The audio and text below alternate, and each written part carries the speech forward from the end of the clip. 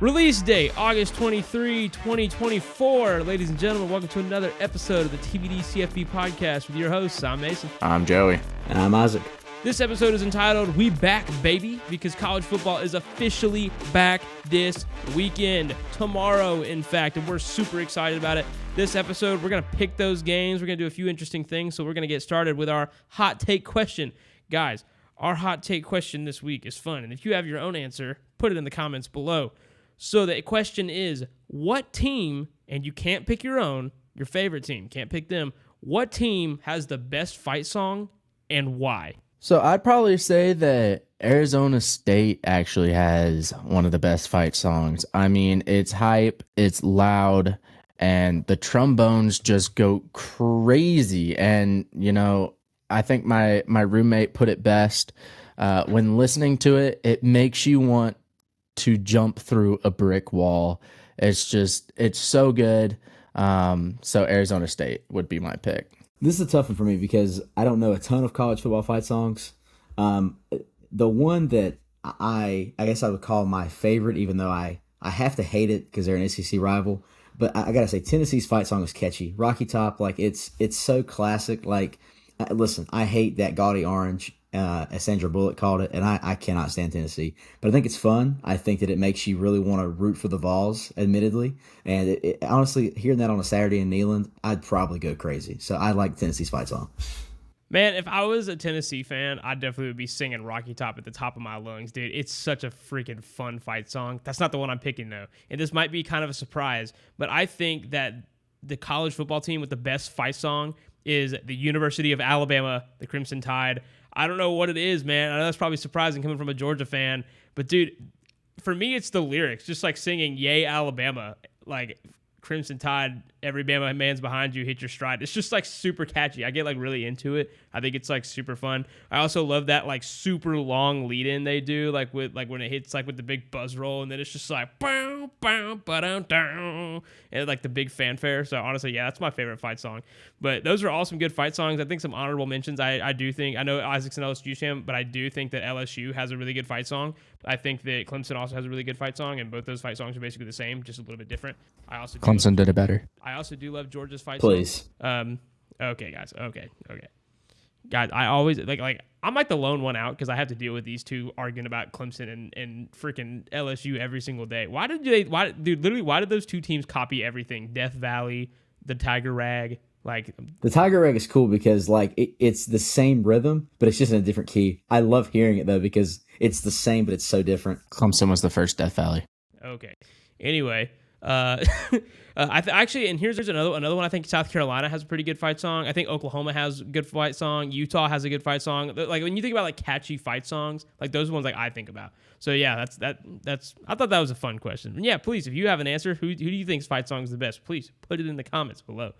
All right, next up, the next thing we're going to talk about. Okay, so something interesting that we're doing this year is we're doing something called Adopt a Team. So basically what we're going to be doing is we're each going to pick a team that we're going to pull for this season. And we're going to get points from that team based on a couple different things. The amount of wins you get, certain amount of points for each offensive and defensive yards, and a certain amount of points for the amount of points scored.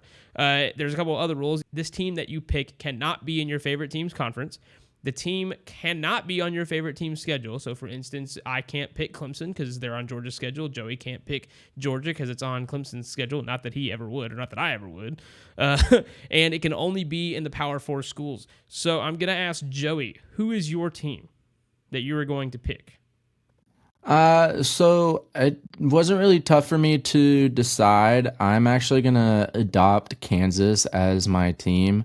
I've always kind of pulled for them because for a while, they were a terrible team. They were always the underdog, and they finally got something going for them the past couple of years. Some great quarterbacks going in there, and, the offense is starting to really pick it up. The defense has to pick it up now, pick up the slack, but, with an arguably easier conference now, I definitely think that they could pull through. So I got to say Kansas is my adopted child. I think that's a really good pick, honestly. Like, that kind of came out of nowhere. I didn't expect you to pick Kansas, but I love that pick. The team that I'm going to be picking is actually the Oregon Ducks, and for a couple reasons. Not to be like on the bandwagon, I know they're ranked pretty high, but Dan Lanning is their coach, and he was the defensive coordinator at Georgia, so that's part of the reason.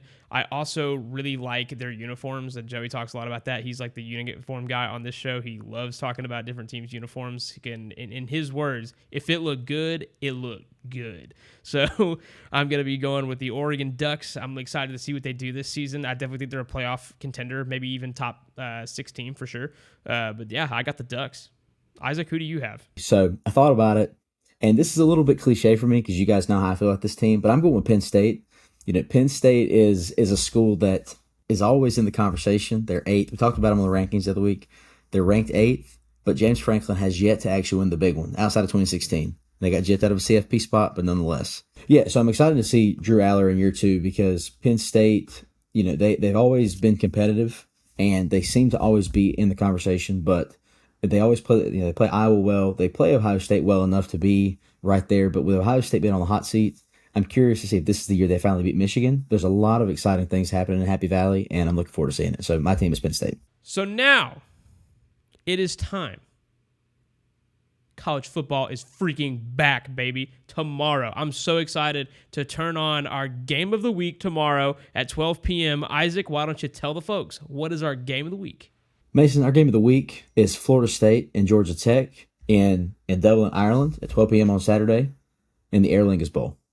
Yes, this is the 3rd year of the Aer Lingus Bowl. We saw Nebraska versus Northwestern in a Big Ten showdown 2 years ago.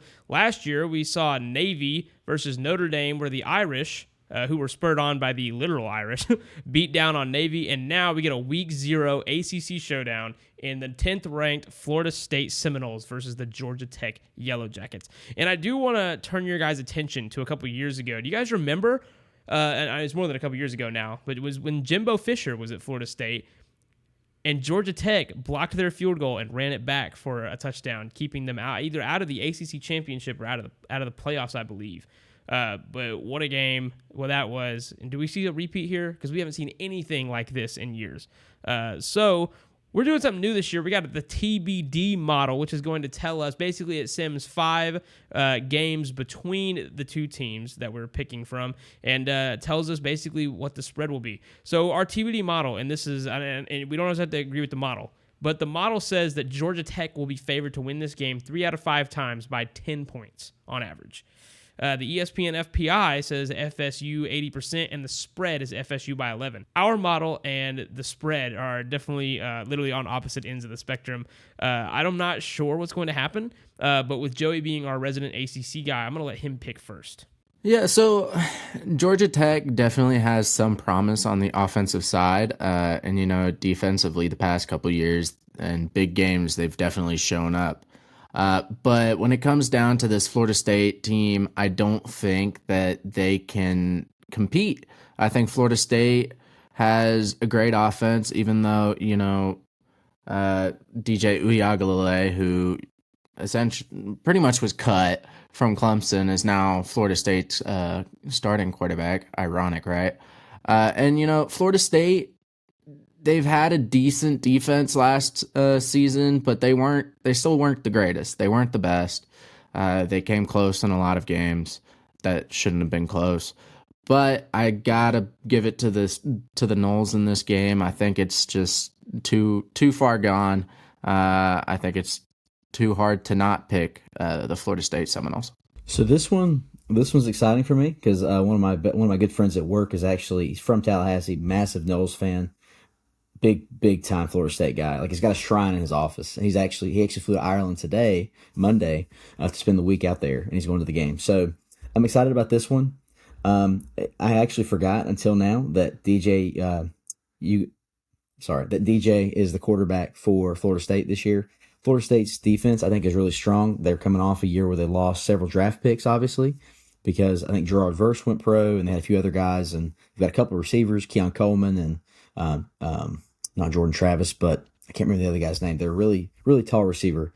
A couple of their guys obviously went pro, but I still think they have a good wide receiver room. That's why I'm going to have to give this one to Florida State. I think that they're going to be too strong for Georgia Tech.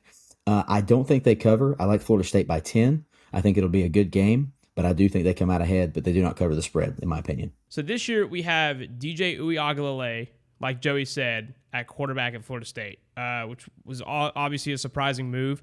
And I'm really interested to see how they develop him at Florida State because, at Clemson, it really wasn't the right fit in the offensive scheme. And I think ever since Georgia, he had a really hard time recovering.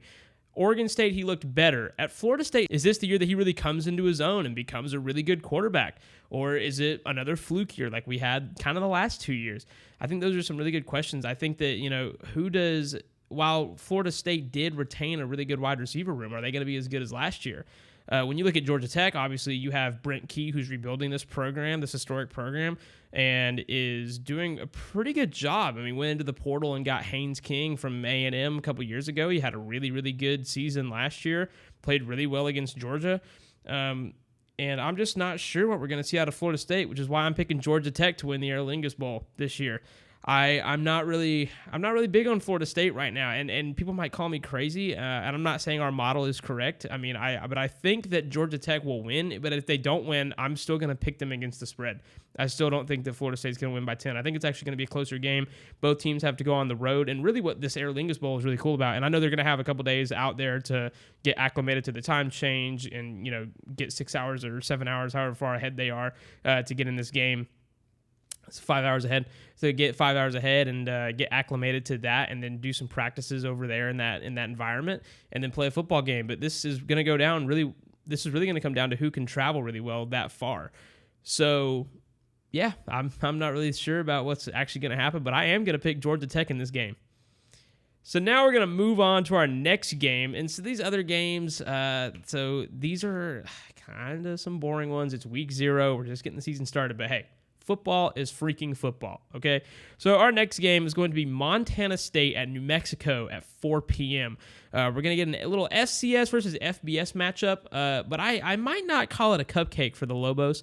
It could be interesting, but it's going to be boring probably, but it could be interesting because of the spread, which I'm going to get to in just a second. The TBD model has New Mexico favored by 17 points and actually won all 5 games they played on that field.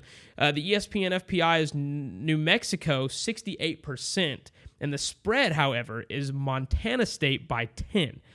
So this is one of those games, and it's early in the season, but we have one of these games that's kind of they're on opposite ends of the spectrum when it comes to the ESPN FPI and the spread. So the spread is still not horribly big into New Mexico's favor. However, it still is favoring them, but the spread is saying that Montana is going to win this game by 2 scores. I'm not really sure what to think about that, and I'm really glad that Isaac gets to go first. So this one, like Mason said, this one is probably going to be a slow game. Could be okay. Honestly, I really want to go with New Mexico just because they are the home team, But I'm going to have to go against the spread. I'm going to have to go with Montana State by a touchdown. I don't think they cover. I think they're going to go on the road, start the season 1-0 in week 0. It is FCS versus FBS, but listen, stranger things have happened. We could argue North Dakota State could hang with some FBS schools. So I'm going to have to go with Montana State. I think it'll be a good game this weekend. And listen, college football's back, baby. We'll take what we can get. So my explanation for this is not going to be too horribly difficult. I'm going to pick New Mexico on this one. I really like that our model is favoring New Mexico, and so does the ESPN FPI. I'm not really sure what is going into the spread that's picking Montana State. Maybe it's their appearance in the playoff last year, what they've retained on their offense and defense, or what they've retained in personnel. But yeah, I'm going to have to go with the Lobos here. I think they pull this one out at home. How many freaking FCS schools are there? I've never heard of a Montana State. There's a ton. There's a lot. Yeah, I'm like looking for them and I can't find them. That's why I got to pick New Mexico, because who the heck is Montana State? New Mexico at home. I'm pretty sure they're the team that gave Auburn a hard time last season, so I somewhat know their name. They did. They freaking beat Auburn by 20 points on the road in Jordan Hare. That's right. They did win. So Which is why I said last week that Auburn only shows up if it's Alabama in their stadium. Exactly. That's why I got to go New Mexico here, because I know Montana. Who the heck is Montana State? New Mexico by 90. You heard it here first, folks. New Mexico by 90. All right. Next game. All right. Now, out of the 3 games that are not Power 5, Power 4. This one will be probably the most interesting. This is SMU, Southern Methodist, at Nevada at 8 p.m. So this one, like I said, should be interesting. SMU coming into the ACC off of an 11-3 season in the AAC. Nevada coming off a horrid, and oh, do I mean horrid, 2-10 season in the Mountain West last year. I mean, they lost to Idaho. Like, huh? They're definitely looking to start off the season strong. Let's see what the model thinks. Model thinks SMU by 11.5. ESPN FPI says SMU 86%, and the spread says SMU by 27. So obviously it's looking like SMU is the clear favorite, and I would agree. I'm going to pick SMU to go on the road to Nevada and pick up the W there. They're looking for their first win in a big-time conference. So, I mean, this will be their first. This will be the first game as a Power 5 school when they're looking to pull one out. So, yeah, this is easy. I got SMU and the Mustangs to pull off the win here. Yeah, I mean, I don't think it's too difficult to choose here. I think, as the ACC claims now, SMU is here to accomplish greatness, which is still better than it just means more. So I definitely... No, it's not. Yes, it is. I definitely think SMU wins this. Nevada, they're one of those teams that, one day I really hope do play well. I'm pretty sure in recent years past, they've actually been a pretty decent team. Not a great team, but a pretty decent team. But, you never know. But it's definitely not this season. I got SMU. They're going to be a good football team this year. Not much to say about this one other than the fact that Southern Methodist is not an Atlantic Coast school. I have very strong opinions about the conference deal. If I may jump in here, no, the ACC is no longer the Atlantic Coast Conference. It is now the All Coast Conference. Yeah, it's absurd. Nonetheless, I've got SMU. There's not much to be said in this game. I don't think they cover. I think they win by 24. But I do like SMU to win this game. Nevada just isn't good. It's just a sad fact. They're a basketball school, okay? And we could even say that that's mediocre at best. They give us the Martin brothers, who are from North Carolina, so that's pretty cool. But yeah, I've got SMU. I do think that Nevada will put up a little bit of a fight. Like, I'm with you. I don't think they cover the spread. But it nonetheless, I think, New Mexico will easily take the W on that one.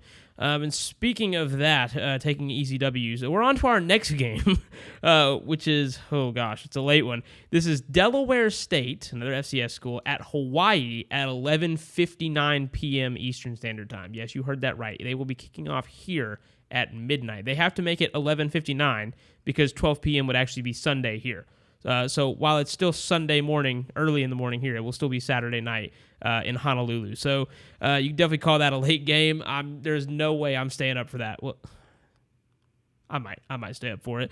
Obviously, you all think this is going to be a blowout. Hawaii is one of the worst teams in the FBS, but I really don't know anything about Delaware State. So the TBD model is NA. The spread is NA because there's not even a spread for this game, and Delaware State does not exist in our model. So, but however, the ESPN FPI is Hawaii 99%, which might be the biggest percentage I've ever seen on a game. So I think we can make this very fast. Joey, who are you picking? First, I'd like to say I finally found Montana State.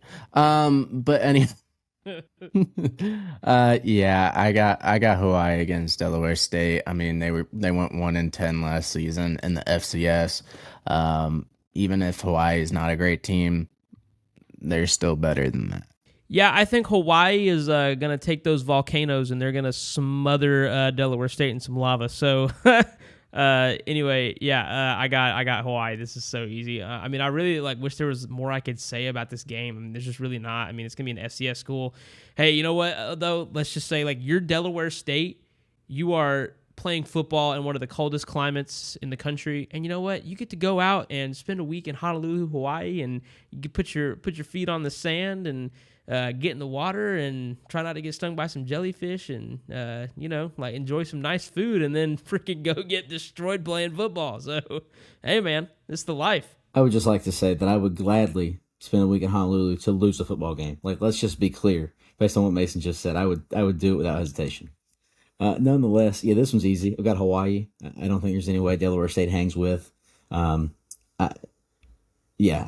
all I've got. There's not much to say on this game. I actually may stay up just because I'm curious. I've never watched a football game in Hawaii. It seems weird to me that there are people who go to Hawaii and there's a college and they actually have a football stadium. Like, it's weird to me. I thought about that. In Hawaii, you're just out in the middle of the ocean, just playing football. Actually, that's pretty cool.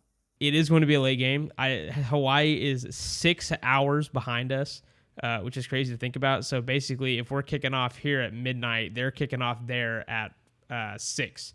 So early kickoff for them-ish, but definitely not for us. So good luck to Delaware State. Have a great vacation. Go enjoy yourselves before getting wrecked by Hawaii. I honestly, even if there was a spread, I honestly can't even say how many points that Hawaii could win by. Honestly, they could win by, I wouldn't be surprised if they won by 40. But to be fair, I also wouldn't be surprised if they won by 10 because it's Hawaii. So we'll see what happens with the Rainbow Warriors, but I think they're going to take the W on this one. That's basically our show, which is kind of short this week because we only have 4 games that we're picking.